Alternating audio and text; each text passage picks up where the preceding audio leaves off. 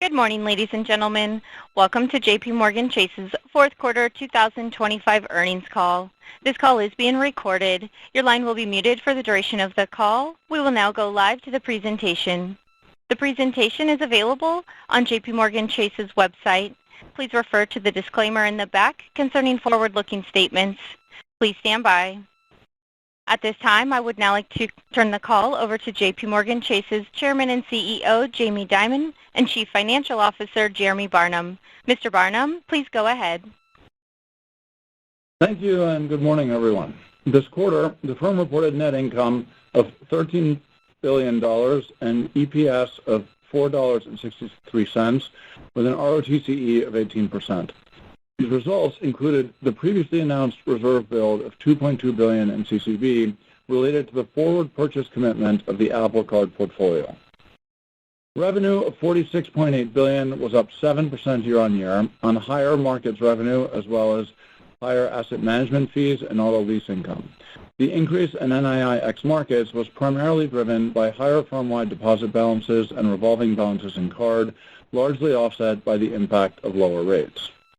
Expenses of $24 billion were up 5% year-on-year, predominantly driven by higher volume and revenue-related expenses and compensation growth, including front office hiring, partially offset by the release of an FDIC special assessment accrual.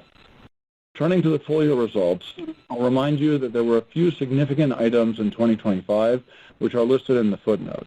Excluding those items, the firm reported full-year net income of $57.5 billion, EPS of $20.18, revenue of $185 billion with an ROTCE of 20%. And in terms of the balance sheet, we ended the quarter with a standardized CET1 ratio of 14.5%, down 30 basis points versus the prior quarter, as net income was more than offset by capital distributions and higher RWA. This quarter's higher standardized RWA is driven by increases in lending across both wholesale and retail, including the Apple Card purchase commitment, which contributed about $23 billion of standardized RWA, partially offset by lower market risk RWA. You'll see that sequentially, the advanced RWA is up more significantly than standardized. And as you know, our SCB is now at the 2.5% floor, which makes advanced RWA more relevant, so we have added it to the page.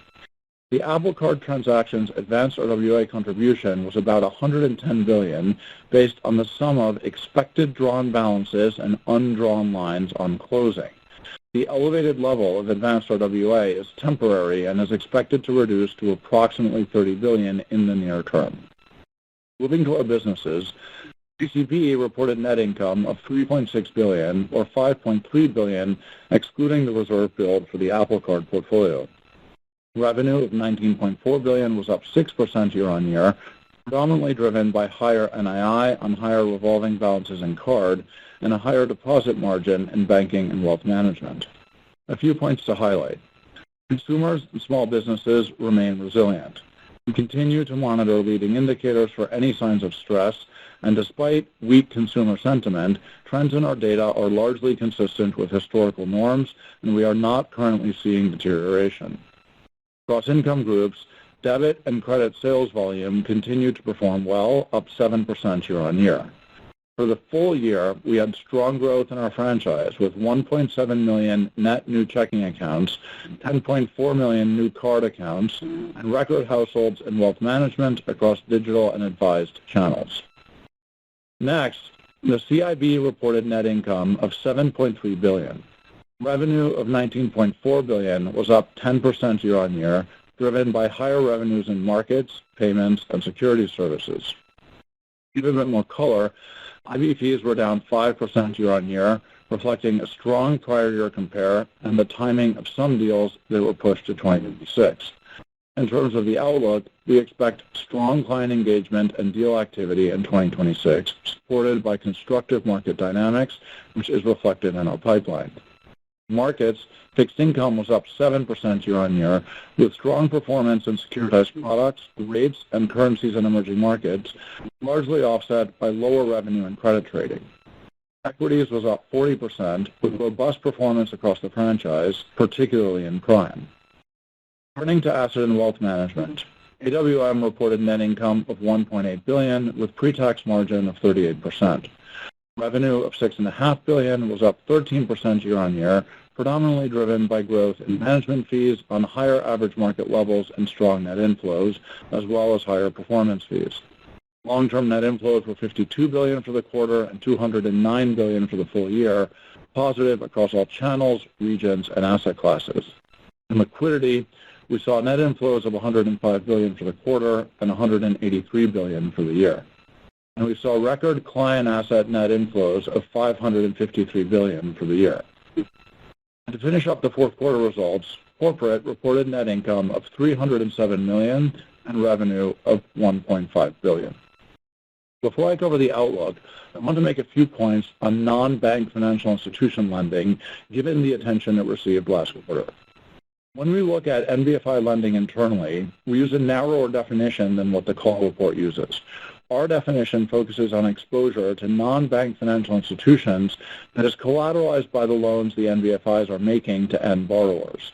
At the top of the page, we've provided a reconciliation of the regulatory definition to our definition, and as you can see, that results in excluding, for example, subscription lending to private equity funds, resulting in about $160 billion of exposure as of the fourth quarter. We've also given you categories of the exposure that we believe are a bit more intuitive and map to recognizable industry categories and business models of the NBFIs. Now, looking at the bottom left, you can see that even though our narrower definition produces a smaller absolute number, the growth over the last 7 years has been quite significant no matter how you look at it. And the drivers of that growth are well understood in terms of market dynamics and regulatory pressures. In terms of risk, on the bottom right of the page, we've given you some detail on the structural features associated with different versions of this lending in the different asset classes. Given the significant amount of credit enhancement involved in this activity, as well as the absence of a traditional credit cycle during the period, it's not surprising that when we look at the loss history since 2018, we've only seen one charge-off, one related to apparent fraud. Stepping back, in light of the growth and the novel elements of some components of this activity, we are quite mindful of the risks. But given the structural protections, you would generally expect losses in this NBFI category to appear either as a result of additional instances of fraud-like problems or as a result of a particularly deep recession that erodes all the credit enhancement.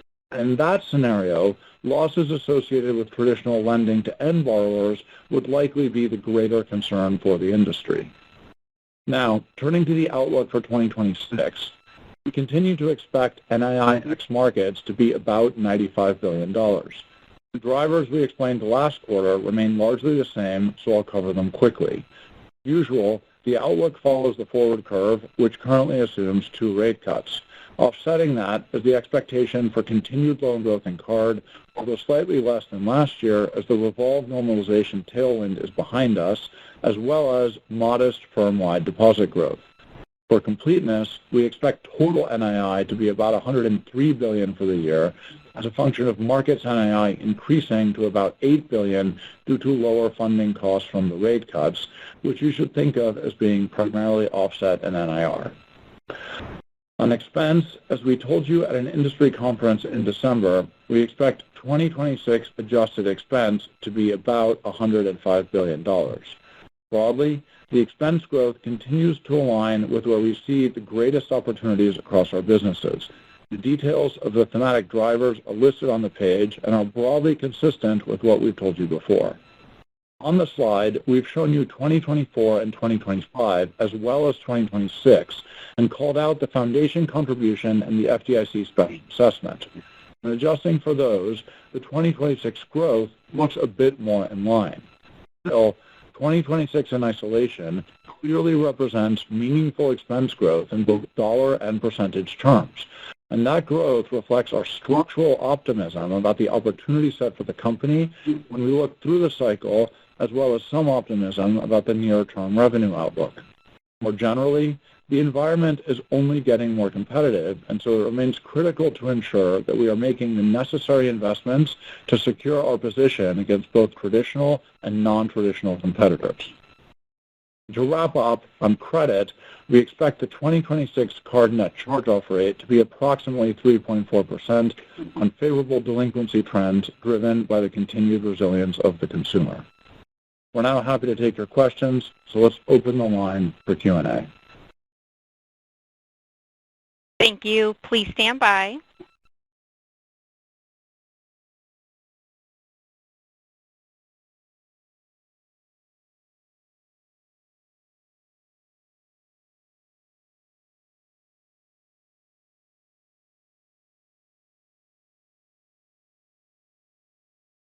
Our first question comes from the line of Glenn Schorr with Evercore. Your line is open. Hi, thanks very much. So I want to ask on the stablecoin issue. This week we're going to have some markings up and talk in Congress. I saw the ABA letter this week talking about the immediacy of the issue and whether or not they can close the loophole on interest on stablecoin. And I think they estimated that, or Treasury estimated that it's like 6.6 trillion of bank deposits could be at risk if they don't close that loophole. So my question is, it was written from the ABA standpoint, the community bank standpoint. Is there any reason why it wouldn't be all banks, you specifically? And then how big of a deal for the banking system if they're not successful closing that hole? Because it does put people at risk of not having insurance and all that stuff. So I'll let you all opine. Thanks. Right. Okay. Thanks, Glenn. I guess I'll start by saying you probably know more about this than I do, and I think Marianne is really the expert at this point, and she did give some comments about this at a recent industry conference. But I'll give you my brief take, broken into a couple of pieces. So one, it's worth saying, although it's not directly responsive to your question, that as a company, we've been quite involved in the whole blockchain technology space for some time, and through our Connexus offering are doing a bunch of kind of really cool stuff across both wholesale. As you know, we launched our first tokenized money market fund, and so that's a capability that we've developed over a long period of time. We have really cutting-edge thinkers in there, and we're kind of using that kind of across the whole company as we engage more in that ecosystem. On a related point, also, I think in CCB, we're plugging in a little bit more to the crypto ecosystem, and we have an agreement with Coinbase, and it's going to be possible to buy crypto in the CCB ecosystem too. So I say that all by way of saying that we see the interesting developments in the space, the technological innovation. We're engaged. We're watching. We care. I would just add one quick thing. Yeah. That letter was signed by the ABA, the FSF, the ICBA. It was all banks. It wasn't a handful of banks. Okay. I didn't actually know that, so helpful. And I think that what I was going to say narrowly about that point is I think it's a two-part answer to your question. One, I think it's very clear, and it's in the spirit of the Genius Act legislation and everything that we're advocating for, that, the creation of a parallel banking system that is sort of, has all the features of banking, including something that looks a lot like a deposit that pays interest, without sort of the associated prudential safeguards that, have been developed over hundreds of years of bank regulation, is an obviously dangerous and undesirable thing. And so that is the core of our advocacy. Your narrow question of if this doesn't turn out the way we're arguing it should, what is the risk to banking system deposits? I actually think that's a pretty complicated question, and it involves a lot of nuances about where does the money come from, where does it go, what securities are purchased, from whom, what is the impact on system-wide deposits, and how does that sort of move between consumer and wholesale. But clearly, there is some risk for some firms, maybe for many firms, and some version of a threat to the business model. And I think, we always embrace competition, so this is not about saying that we don't want to compete, but it's about avoiding the creation of a parallel ecosystem that has all the same economic properties and risks without appropriate regulation. And so, and the final point to say, I guess, is that in the end, all of our thinking around this from a customer perspective and from an investment and from a franchise perspective is organized around the question of what actual benefit does the consumer get. So as much as like the technology is cool and there's interesting stuff there, in the end you have to ask yourself, how does this actually make the consumer experience better? And in the cases where it does, we either need to get involved or improve our own service offering. In the case where it doesn't, sometimes it's a little bit of a solution in search of a problem. So I think the question of the quote-unquote risk to existing business models and banking system deposits needs to be looked at through that lens. But it's obviously an important question, and our CCP folks are spending a lot of time on it. I appreciate that. I have a very short, narrow follow-up. You noted the 1.7 million net new checking accounts opened for the year, and deposit growth is small, but I also noted the 17% growth in client investment assets. Is that all of it, or are there other things at play that's limiting deposit growth despite all this great checking account growth? Oh, interesting. So I think what you're saying implicitly is is the reason that the growth in checking account balances is relatively muted that sort of investment flows are competing that away in some sense? Good question. I would say partially, but not really. I guess the broader narrative is about sort of a tension between the very robust franchise growth, which you've alluded to with the 1.7 million net new accounts, offset against the persistence, albeit at a much lower level, of yield-seeking flows. So to the extent that you consider flows into investments yield-seeking flows, I think there is a relationship between the two, but I would probably put more traditional yield-seeking flows higher up the list relative to investments, but it's clearly both. And so, yeah, as we talked about over the prior few quarters, the level of yield-seeking flows dropped off a lot, but it's not zero. And so, as we talked about last quarter, when you combine that with a slightly lower savings rate and a couple of other dynamics, that sort of moment where we were expecting the balance per account number in CCB to start growing again has just been pushed out a little bit. And so that's the reason, that we talked about previously, I think last quarter, that our expectations for consumer deposit growth in 2026 are lower than they had been in our scenario analysis at Investor Day, and that remains the case. All right, that was awesome. Thank you. Thanks, Glenn. Thank you. Our next question comes from Ken Usdin with Autonomous. Your line is open. Thanks. Hi, good morning. Hey, Jeremy, you mentioned when you were talking about the expense outlook that there's obviously, part of the investment cycle is there. You mentioned that the revenue growth outlook in there also looks pretty good. I was just wondering, and we can see that in the volume-based parts of the growth. But I'm just wondering, we have your NII outlook, we have your expenses. Just what parts of the fees are you expecting to be strong? You mentioned some deals pushed out in IB. If you can kind of just help us flavor, kind of understand just where the biggest drivers of fee revenue growth are going to be as you look across the businesses to help us kind of fill in a little bit. Thank you. Sure. Yeah, good question. So, I sort of chose my words carefully there because I think there are two versions of this in terms of expenses and investments in terms of short-term versus long-term. So narrowly, when you look at 2026, we do show you their volume and revenue-related expense, which what we traditionally describe as good expense, and certainly that is a driver of the overall growth in expenses.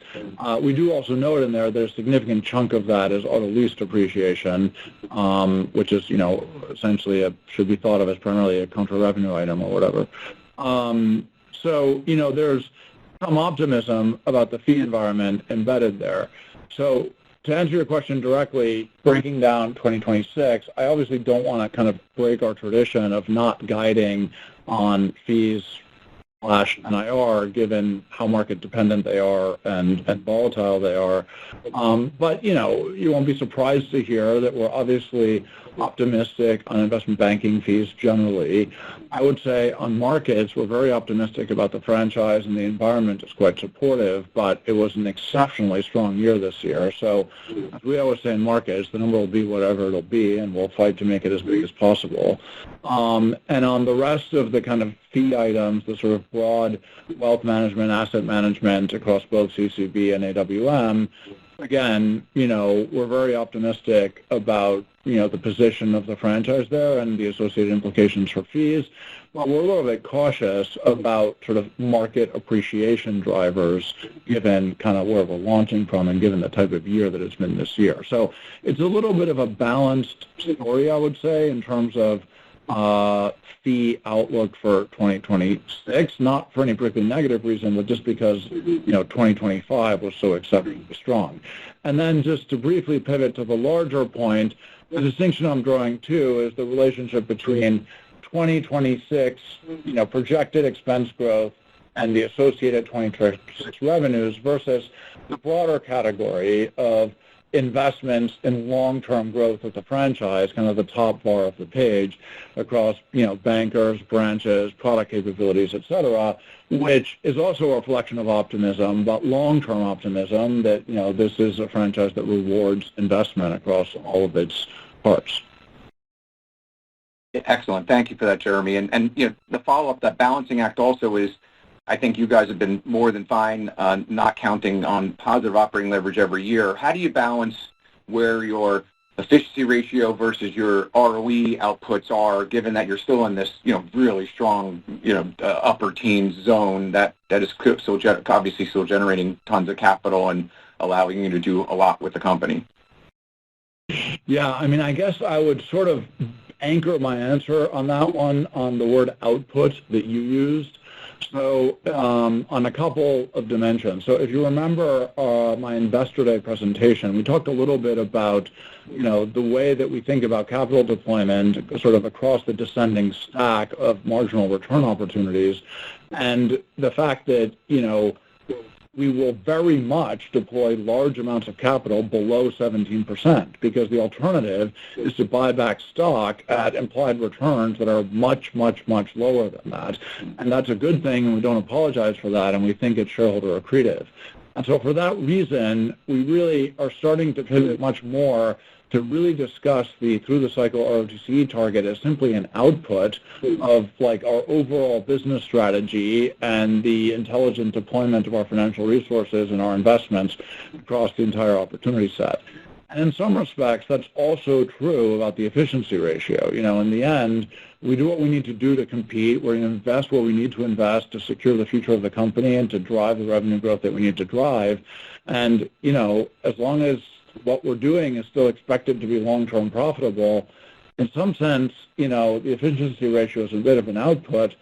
Jamie always says that, perennially expanding, the notion of, constant operating leverage mathematically implies perennially expanding margins, which is an obvious impossibility in a highly competitive business that we operate in. So it is a good sanity check. When that number drifts high, maybe you have to look a little harder at your expenses and make sure that everything that you're doing is, what you want it to be with the maximum possible efficiency. But we sort of do that all the time anyway. So that's what I would say in response to that. I would just add that capital is invested to get a good return through the cycle, which means sometimes you have a better efficiency ratio, sometimes you have a worse efficiency ratio.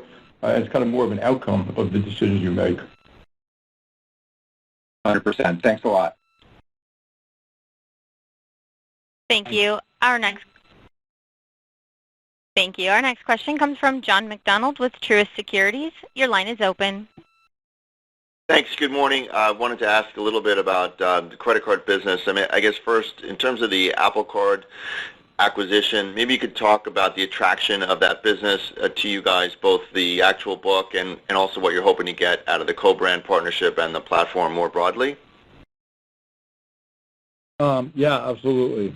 So let me start by pointing out what I think is obvious, but is worth saying in light of, how much attention this deal has gotten, which is that, as you say, from a narrow perspective, just in terms of the portfolio and the transaction, this is, an economically compelling transaction for us as a co-brand deal. And I think someone described it, as a win-win-win for all three parties, and I think that's very much how we feel about it.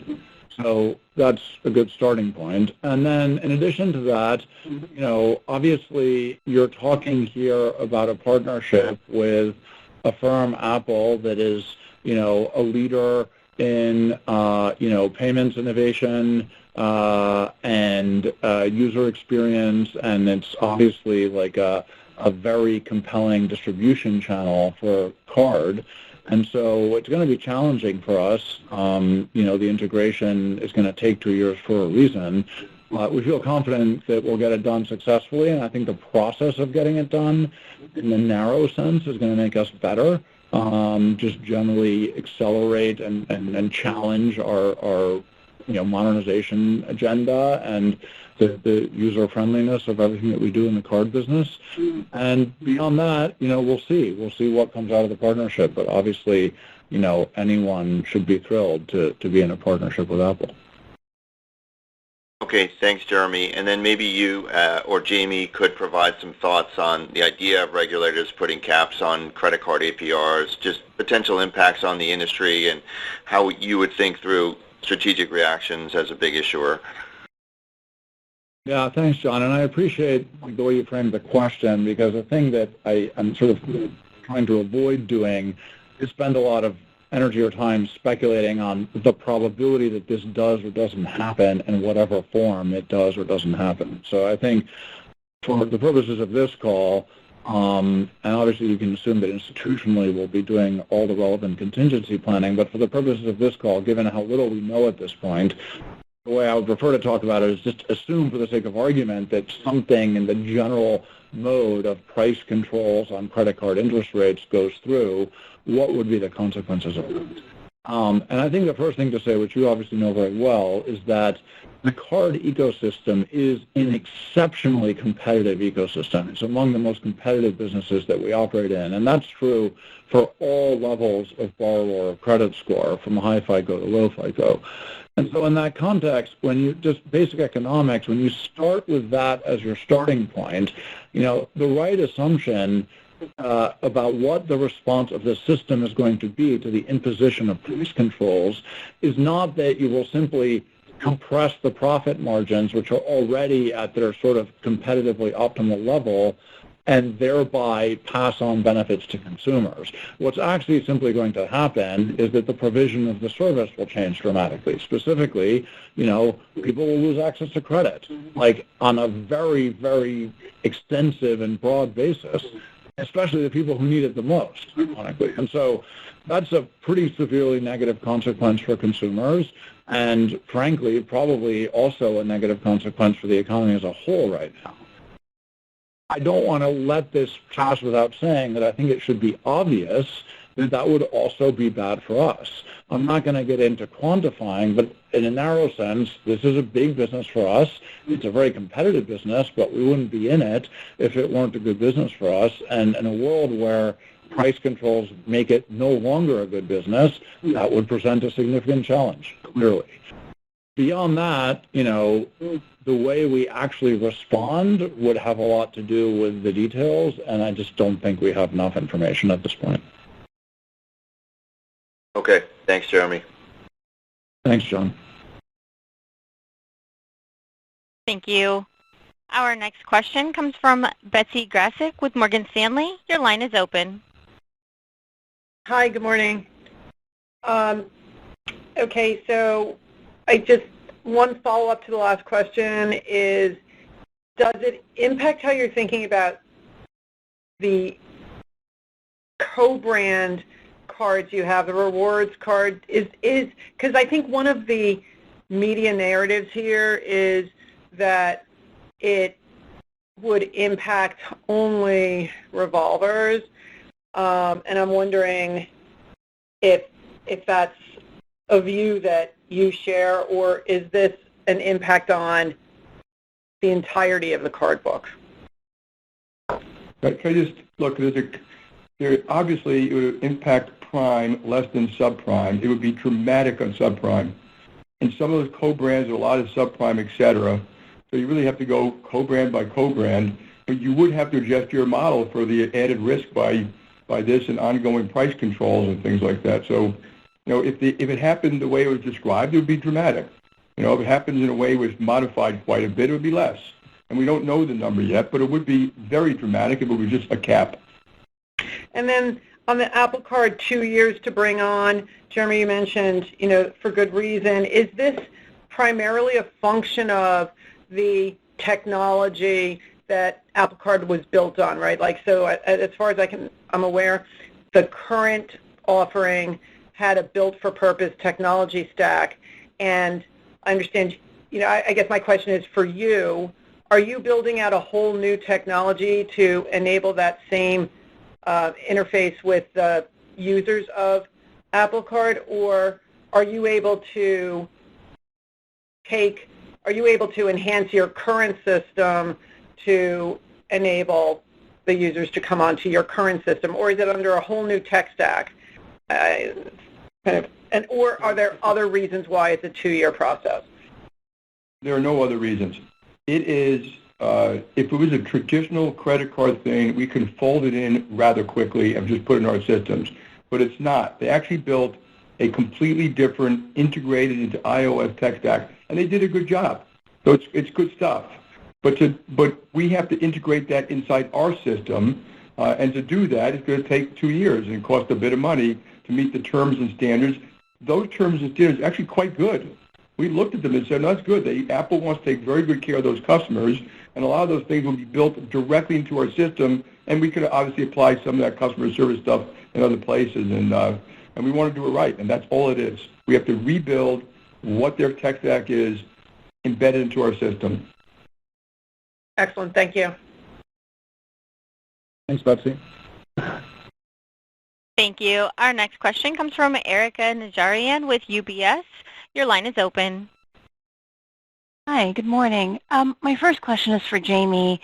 Jamie, investors were feeling quite optimistic about the fundamental macro opportunities for the banks in 2026, paired with deregulation, of course. And I think this weekend sort of shook their confidence given the, social media post about credit card rate caps and, of course, additionally the DOJ subpoenas to Chair Powell. And, investors kept saying over the weekend, we can't wait till hear what Jamie has to say about the 2026 outlook. So if you could start there in terms of how you're seeing the macro backdrop and unveil in 2026 for the banking industry, and how you're considering the risks, whether it's executive overreach or the geopolitical situation at the moment. Yeah. So I'll answer the question, but I think when you're guessing at what the macro environment is going to be, if you ask me, in the short run, call it 6 months and 9 months and even a year, it's pretty positive. Consumers have money. There's still jobs, even though it's weakened a little bit. There is a lot of stimulus coming from the one big beautiful bill. Deregulation is a plus in general, not just for banks, but banks will be able to redeploy capital. But the backdrop is also important, but the timetables are different. Geopolitical is an enormous amount of risk. I don't have to go through each part of it. It's just a big amount of risk that may or may not be determined the fate of the economy.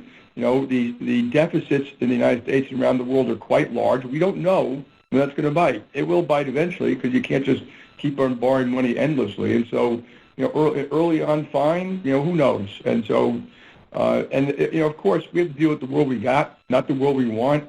And I've never, we don't guess about the outcome. We serve clients, we serve them left and right, and we'll deal and navigate, with the politics and the issues that we have to deal with, around the world and stuff like that. And we're comfortable we can build our business. I do think if you look at things, the rising tide is lifting all boats a little bit. I'm quite conscious of that and how I look at the numbers at least. But it doesn't mean it does not mean it's going to stop this year. Got it. And my follow-up question is for you, Jeremy. Underneath the $95 billion of NII ex markets for the year, could you give us a sense of what kind of balance sheet growth you think is underpinning that, and maybe some commentary on how you're thinking about deposit growth in 2026 relative to your earlier commentary about yield-seeking flows, and how those statistics would compare to balance sheet growth of 8% in 25 and average deposit growth of 5% in 25. Sure. So, I mean, not to be pedantic here, Erica, but I'm going to pivot away from balance sheet growth per se and just talk about, loans and deposits, recognizing that, some non-trivial portion of balance sheet growth is coming from inside of markets these days, and the NIM on that stuff is, variable and also not part of the NIIX markets. But taking a step back in terms of the big sort of balance sheet drivers and, growth and mix drivers of the NII, number one, as the slide says, and as I mentioned in my prepared remarks, card loan growth is still a driver. I think we're expecting something like 6 or 7% card loan growth for 2026. So that is lower than we've seen recently, obviously, but we've been talking about that for some time as a function of the normalization of the revolve per account. So that, as a tailwind, is largely behind us, and what we have now is just growth from, overall system growth and consumer balance sheet growth, as well as our optimism about share and client engagement, customer engagement across the card ecosystem. So that's one important loan driver. On the deposit side, starting with wholesale, 2025 was an exceptionally strong year for wholesale deposit growth. So as we look to 26, we're still pretty optimistic about the wholesale deposit franchise and the payments franchise, products, offerings, customer engagement, growth opportunities, et cetera. But it's going to be tough to beat the 2025 performance in wholesale deposit growth. So we have a more modest expectation for 2026 wholesale deposit growth. And then I touched a little bit on what we're thinking about consumer deposit growth earlier, but just to reiterate, the narrative there is the balance between what is very robust engagement and franchise success manifested through the 1.7 million net new accounts that were originated this year, and the fact that the balances per account are sort of not growing quite as fast as we'd thought earlier in the year, as a function of yield-seeking flows that are much, much lower than they were at the peak, but are still not exactly zero. So there's a kind of tension between those two things, and at this point, we're sort of expecting that inflection in balance per account to kick in the second half of 2026, at which point you would start to see kind of a reassertion of the consumer deposit growth, which would get us to, modest deposit growth for CCB in 2026, but certainly lower than that 6% scenario that we talked about at Investor Day, which is stuff we already told you about last quarter and that Marianne has discussed. Can I just add one more factor, which is the Fed, they don't call it QE, but they're talking about doing $40 billion a month of buying T-bills. That adds $40 billion a month into all things being equal, into bank reserves. And most of that initially shows up in wholesale deposits and then, maybe gets redeployed. So we'll see how that plays out too. But it does create more liquidity in the system, which I should have mentioned is another tailwind for the economy. Yeah, no, that's exactly right. And I think in our sort of crude framework, we, as Jamie says, would initially tend to assume that growth in system-wide deposits would accrue to extremely high beta wholesale deposits and is therefore not going to tend to be a big driver of the NII story year on year, but it's significant in terms of the system and the functioning money market.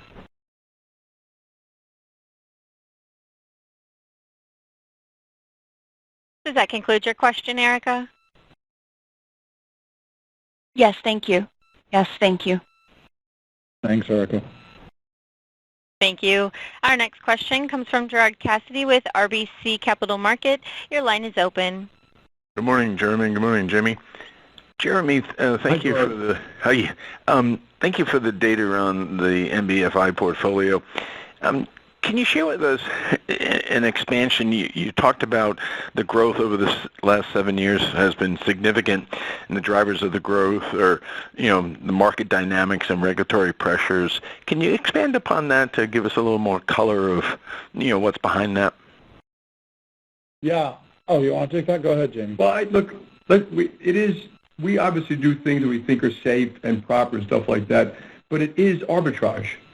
We participate in that. We're better off from regulatory capital holding, AAA piece of something on top of something else as opposed to doing the direct loan itself. That's what it is. It's also arbitrage between banks and insurance companies and stuff like that, and that is leading to some of that growth. One of the things I always tell the regulators is when you see arbitrage, you should look at it and always ask the question why, and ask, are you better off doing it that way as opposed to another way? Yeah, exactly. There's nothing mystical about the loans that all these MBFIs are making, and this stuff has been going on for a long period of time. It's just bigger now.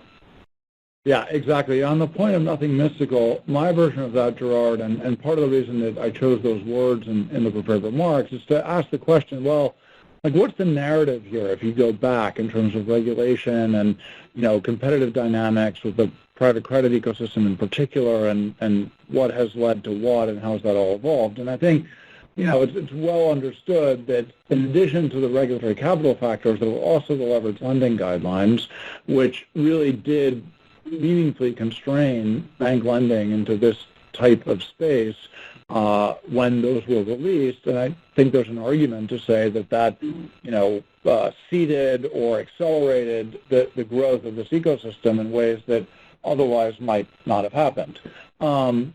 But at some level, that is what it is. And I think, as we've been talking about for the last couple of years, there's no reason that we can't compete head-to-head in that space. So the whole, direct lending initiative and the realization that in many cases what sponsors want is like a quick execution of a unitranche structure where they don't have to negotiate with a syndicate, but other times they want to go through the syndication process. And that's why we really leaned into this whole product agnostic strategy that we talk about. And at the same time, in the cases where we don't wind up being the lender, sometimes we're competing with these folks, sometimes they're our clients, sometimes they're both.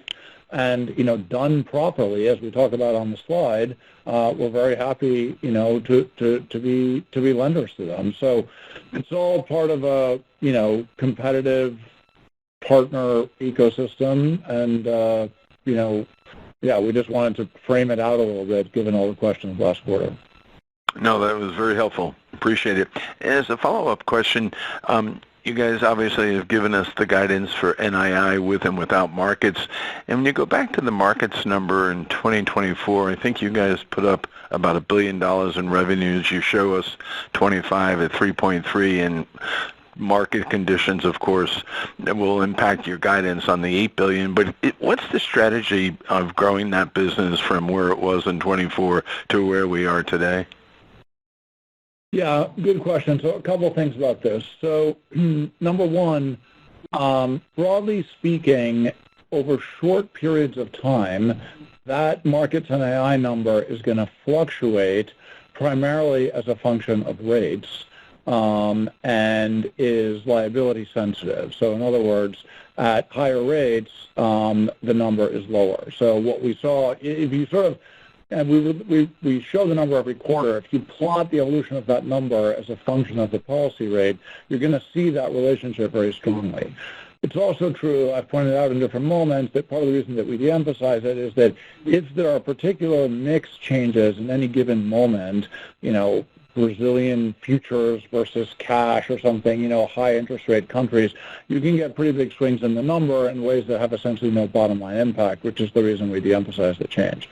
But third piece is just that, as has been noted, the market's balance sheet has grown a lot over time. And so as we extend more financing to clients, the size of this effect gets bigger, which is all the more reason that we find it useful to carve it out and make it clear that, in general, short-term fluctuations don't have any bottom-line impact. And Jamie wanted to add something. Yeah, we don't run the business at all trying to grow NII in particular, because we just look at the revenues created by the trade. Sometimes NII, sometimes it's a net revenue. But growing the business is important. We have the best FICC business in the world, one of the best equity businesses in the world.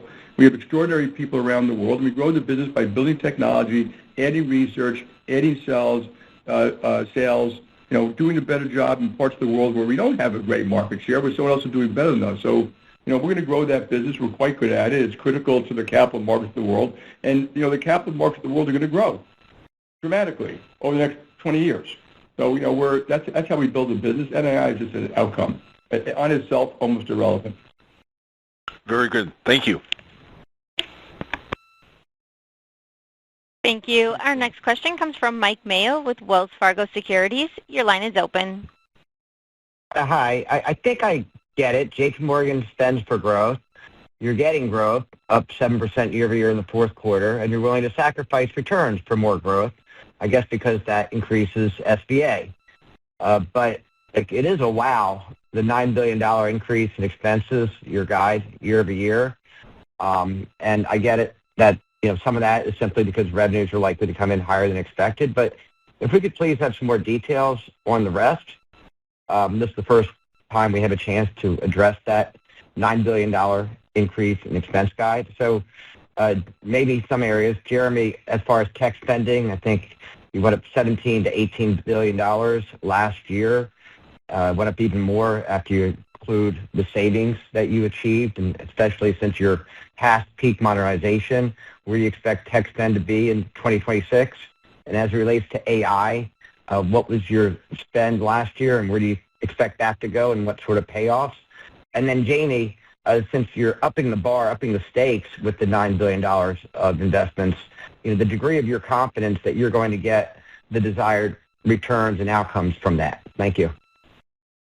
So, judges, we're not going to give, Mike, we owe you all as shareholders as much information we can give you, but we're not going to give you information which I think puts us at a competitive disadvantage.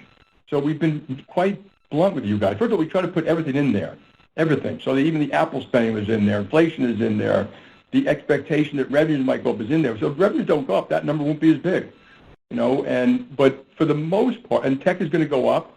But the good news is, when we look at the world, we see huge opportunity. We're opening rural branches, which we think will be good. We're opening more branches in foreign countries. We're building better payment systems. We're adding, better personalization in consumer banking, credit card. We're adding AI across the company, and those are all opportunities. And I understand your issue and concern about the $9 billion, but I think you should be saying, if you really believe that they're real, you should be doing that. That's the right way to grow a company. And you look at the complexity of the world, the amount of capital requirements, our SRI initiative. I think that SRI initiative, may be far bigger than we thought. And that's in there. So, you'll be justified by the results, but we're not going to be given, detail on every single thing, every single quarter. And you're going to have to, there's part of it to trust me. I'm sorry. All right. Well, I guess I could probably just leave it there.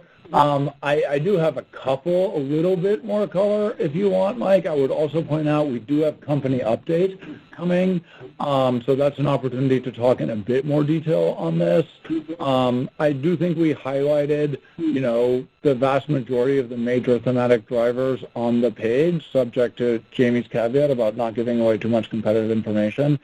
Maybe I'll just do 1 minute of a little bit of additional context. I think one thing that's notable is that we did do a big kind of living within our means thing last year, and we did that, and we're going to continue to do that. So I think as a company, we still, generally speaking, want to make sure that when someone needs to get something done, whether it's in technology or elsewhere, their first reaction is not hire more people.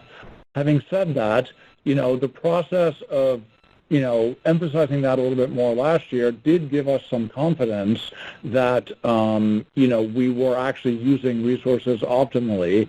And now as we look ahead, there's a lot that we want to get done. There's a lot that we need to get done. The Apple Card is part of that, but there's other stuff too.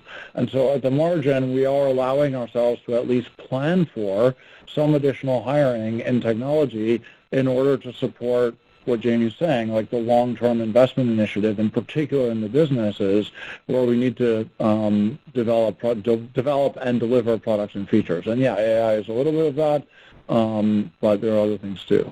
There's maybe one other thing I would say, which I don't think is competitively sensitive and is important, which is that, if you think about what's happened to the headcount of the company over, say, the last 5 or 6 years, it's grown a lot. And that happened during, an obviously complicated period. There was the whole return to the office, hot desking, remote work, all the stuff. The end result of that is that the amount of real estate square footage over that period grew a lot more slowly than headcount. And at the same time, as we've decided as a company to be an in-office company, we realize it's obviously the case that we need to provide employees a reasonable in-office experience, and that in some cases means a little bit of dedensification and catching up on some space renovations around the world. Now, we're not just talking about Midtown Manhattan here. For all of our 320,000 employees, they were a little bit overdue. So I would call that a little bit of catch-up to the headcount growth. Jeremy, don't scare them. It's not a big driver of the total. It's a very small number. It's a small number. Okay. But I think it's thematically. Healthcare is $300 million. And you can go item by item, but everyone's going to have healthcare inflation. But real estate's a very small number, so we shouldn't expound too much. I don't want to overemphasize it. I just thought it was thematically interesting and not, I would say, competitively sensitive. So that's what we got. We may give you a bit more color at company update. All right, well, if I could just, I guess, as you know, for any analyst, it's trust but verify, right? So if I could just try one follow-up, just what do you think about your tech spending or AI spending for 2026? It's going to go up a bit, but, Mike, we're building more payment systems. We're building more AI systems. We're building more, we're connecting more branches, which means you have the higher network expenses. We're doing all the things you want us to do, but the tech spend is always one of the harder ones to measure and evaluate. That's been true my whole life. You could imagine we're pretty detailed at it, what we're doing, why we're doing it, are we delivering it on time? But there isn't an area where if you dug into it, that you wouldn't say, yeah, you better be the best in the world in tech. So we spend money on trading, we spend money on payments, we spend money on consumer, we spend money on asset management, we spend money in corporate, we spend money. We need to have the best tech in the world. That drives investment, it drives margin, it drives competition. A lot of it is consumer-facing, digital, personalization, travel, offers, all these things, which we think are wonderful things. And I like the fact that we have these organic opportunities. I think I'm looking at it and saying it's a good thing that I can point out that we have in every single area, in every single part of the company, we can grow. In some areas, it's like trench warfare. Think of, certain trading and investment banking. In other areas, we're kind of out front and we want to build the next generation of technology. But, investment, the thing about, you've heard me talk about this before, a lot of businesses, when you build a new plant, you capitalize it and then you expense it over to 20 years. And a lot of our businesses, everything gets expensed up front. It doesn't mean it isn't a good return. And you're spending more on AI? We will be spending more on AI. I think that AI, we will be spending more, but it is not a big driver. I do think it'll be driving more efficiency down the road. But I also point out about that, efficiency, because other banks have to do it too, will eventually be passed on to the customer. It isn't like you're going to build 3 points of margin and get to keep it. You don't. So you need to build some of these things just to keep up. And we have. Thank you. We look at all of our competitors, but those competitors include all the fintech. You have Stripe, you have SoFi, you have Revolut, you have Schwab, you have everyone out there, and these are good players, and we analyze what they do and how they do it and how we stay out front. And we are going to stay out front, so help us God. We're not going to try to meet some expense target, and then 10 years from now, you're going to be asking us the question, how did JPMorgan get left behind? All right, thanks. You're welcome. Thanks, Mike. Thank you. Our next question comes from Ebrahim Poonawala with Bank of America. Your line is open. Hey, good morning. I guess maybe, Jeremy, quick one to a follow-up on this whole credit card interest rates. I think you said, understandably, this would be very bad for the credit card industry and JPMorgan. Given that the president put out a timeline for Jan 20th, is it fair for us to conclude there's been no communication from the administration to the banks or the industry on how they plan to implement this? And are you expecting anything over the coming days? Yeah, I guess this has happened so quickly, and there's just so little flow of information, at least that I'm aware of, that I just think it's better to not answer those questions. I mean, it's entirely possible that in the last 12 hours, someone's spoken to someone. I don't know, but this is happening very quickly in a sort of unconventional way, starting with a social media post. So I understand why you're asking the question, but I just don't have anything for you. Got it. And just very quickly on capital, when we think about there's more updates coming on GSIB, Basel Endgame, probably over the coming months. When you think about the right level of capital, just in your seat, do you think 200-300 basis points of excess capital, wherever the regulatory minimum shakes out, is the right place to be, given all the risks that Jamie talked about, geopolitics, competitive landscape, etc.? Or do you have a view on where, in a perfect world, you would want to operate the bank relative to where capital requirements shook out?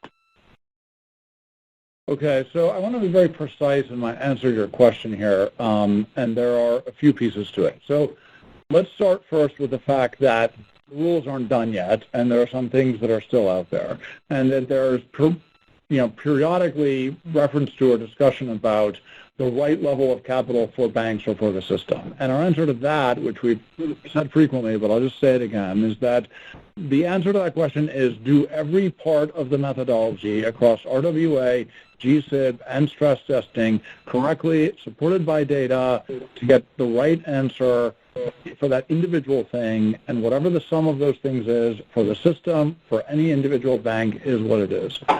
And it should very much not be a sort of goal-seeking exercise for some arbitrary number at the level of the system or for large banks or for small banks, and certainly not for any given firm.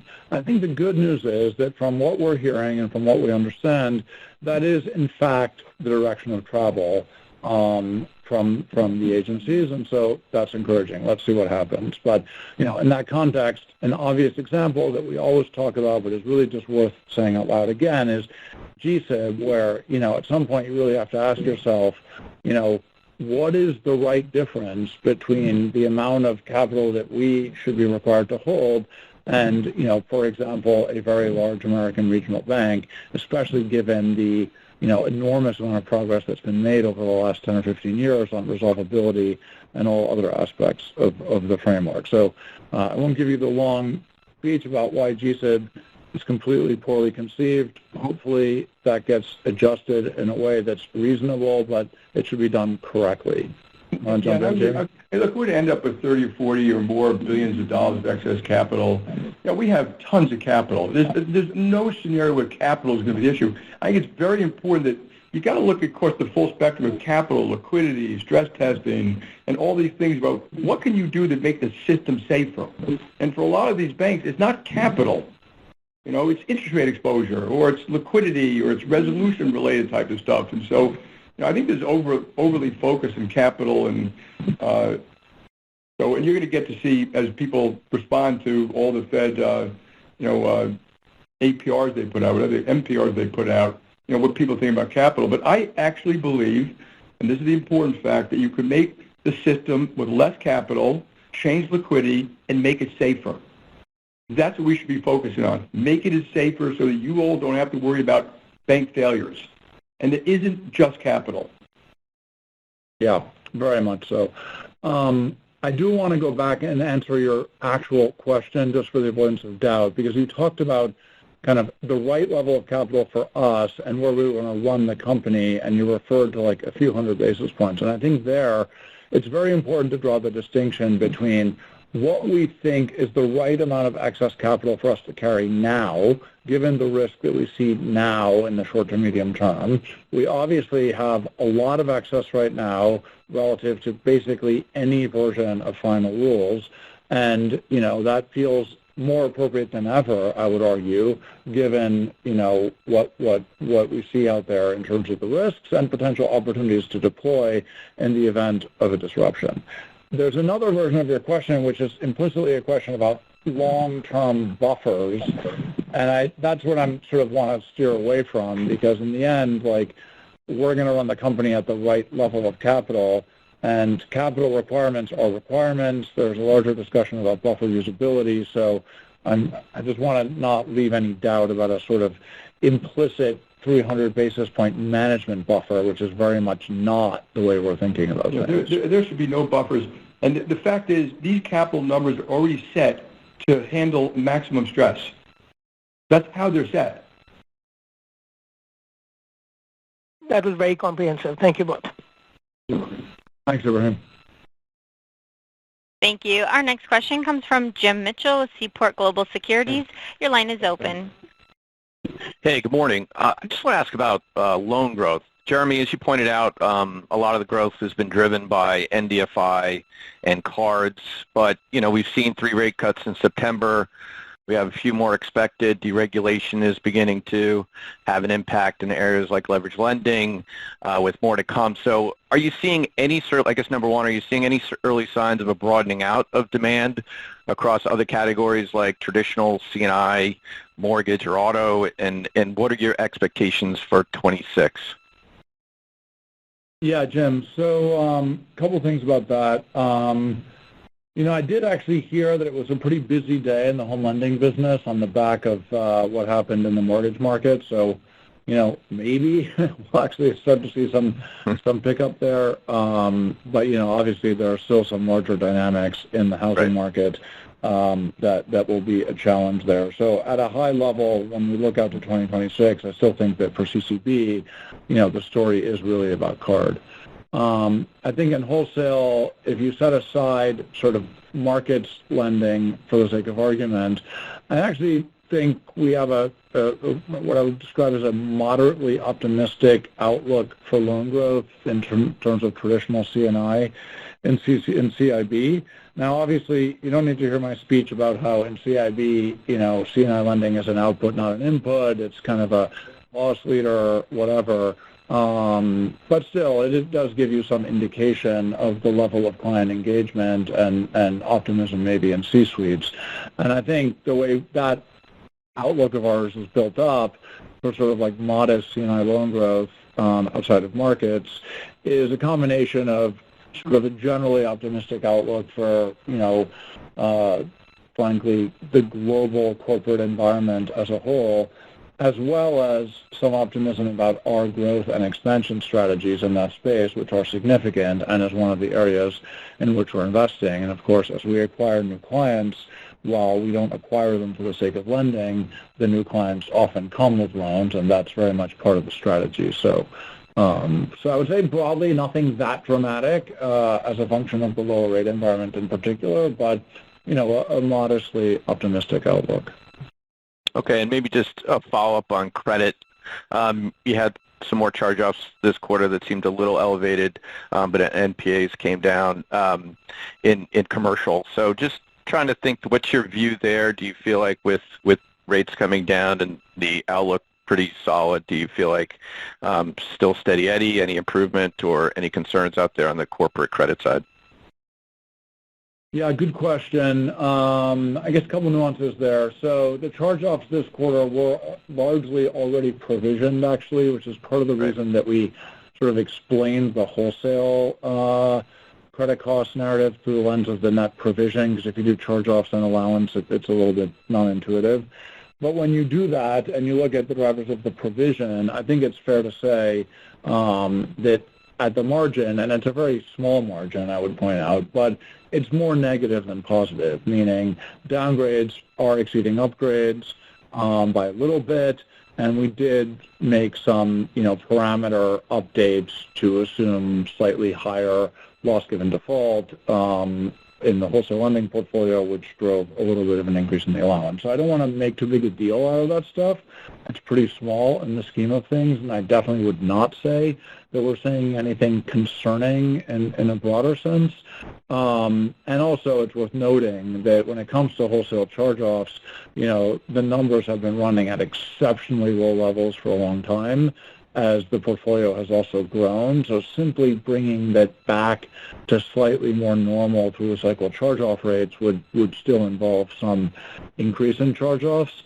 So in other words, it's a wholesale version of the whole normalization versus deterioration story that we were talking a lot about in card as the cycle normalized, with the caveat being, of course, that in wholesale things tend to be a lot more lumpy, and in any given moment you don't know whether something is idiosyncratic or a sign of a larger trend. But at a high level, I would say nothing that concerning, and it's not particularly, in my mind, driven by rate one way or the other. Okay, great. Thanks. Thanks. Oh, by the way, we lost Jamie. He had to go to another meeting, but you still have me for any remaining questions. Thank you. Our last question will come from Chris McGrady with KBW. Your line is open. Oh, great. Good morning. Thanks for squeezing me in. Jeremy, my question's on consumer deposit competition as rates come down, and we talked about, loan growth showing some signs of life. I'm interested in your thoughts on incremental competition by market, product, peer, more or less competitive. Anything you could add? Thank you. That space is always very competitive, I would say. Has been, throughout this entire cycle. I haven't heard anything recently to change that narrative one way or the other. I think the larger point, of course, is that all else being equal, with a lower policy rate, you would expect yield-seeking flows to abate even further. Again, they're already at very low levels, but as we discussed previously when talking about the consumer deposit outlook, there's currently a little bit of this sort of standoff between this low level of yield-seeking flows and the pending return to growth of deposits per account. And one thing that you might expect, all else equal, is that when the headline policy rate drops, it incrementally decreases the amount of yield-seeking flow pressure, aside obviously from the direct translation into lower CD rates, which is just straightforward. But at a high level, I would say I haven't really heard anything interesting or new beyond the background, ever-present factor of a very competitive marketplace. Great. Thank you. And then a follow-up on AWM. The flows and margins remain very, very good. I'm interested in your thoughts about sustainability and opportunities for the greatest pieces of growth in the medium term. Thanks. I think, AWM is one of the businesses where we're investing. I think we've been optimistic there for a long time. We've been investing there for a long time. We've had a bunch of, product innovation in the asset management space that's worked out very well and led to AUM growth. Specifically, obviously hiring advisors and bankers in the private bank has been a source of, it's been very successful, and we're continuing to lean in there quite aggressively. So that franchise is doing great. Flows have been exceptional, and it's one of our areas of optimism for the future.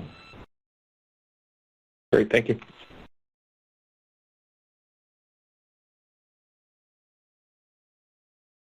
Thank you. We have no further questions. Okay. Thanks very much, everyone. See you next quarter. Thank you all for participating in today's conference. You may disconnect at this time, and have a great rest of your day.